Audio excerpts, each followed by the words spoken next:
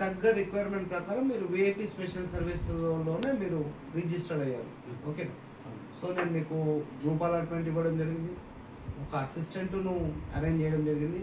తను మీకు Monday, Wednesday, Friday call చేస్తుంది. మీకు టెలిగ్రామ్ లింక్ కూడా ఇవ్వడం జరిగింది. అందులో అబ్బాయిల డీటెయిల్స్, ఫోటోలు విత్ ఫోన్ నెంబర్స్ వస్తాయి. మీకు ఏవి ముందున్నా మళ్ళీ నాకు సెలెక్ట్ చేసుకొని నాకు పంపిస్తే నేను వాళ్ళ యొక్క ఫ్యామిలీ టోటల్ డీటెయిల్స్ నేను ఇవ్వడం జరుగుతుంది. ఓకేనా సార్? ఏమైనా చెప్పాలనుకుంటున్నారా మీరు మన సంస్థ తరఫున గ్రూప్ మెంబర్స్కు? అంతా సార్ చెప్పండి. ఇంత చూసి మా ఫ్రెండ్స్ చెప్పారు, వినోద్ కిరణ్ సంస్థ ఉంది, దాంట్లో మీరు కాంటాక్ట్ అయితే మీకు సంబంధాలు కుదురుతాయని చెప్పి దాని ద్వారా మీ గ్రూప్ చూసుకొని లింక్ ఇచ్చారు.